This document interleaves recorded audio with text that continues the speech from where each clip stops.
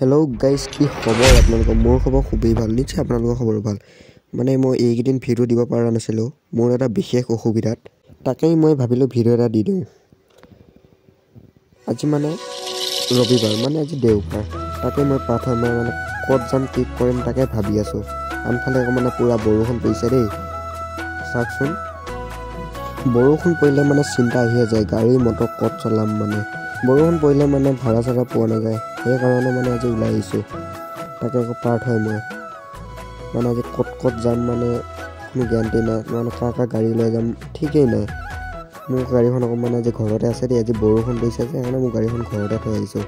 আৰু গাড়ীখন বোলে ঘৰতে আছে, আৰু দুইটাই ৰখিয়া নাথাকিলোঁ, চিধা মানে আমি ওচৰৰ গাঁওখনত গুচি গ'লোঁ। মানে দিনত মানে আমি মানে ডাৱৰীয়া কৰি থাকিলে মানে আমি ৰখিয়া নাথাকোঁ, মানে আমি ওচৰৰ হোটেলখনত যায় আমি মানে পূৰা পকৰি আৰু চিঙৰা খোৱা মানে ষ্টাৰ্ট কৰিলোঁ। আনফালে আকৌ ঘুগনিও দি দিলে দেই, মই এনেও খাই বেয়া নাপাওঁ, খাই ভালে পাওঁ।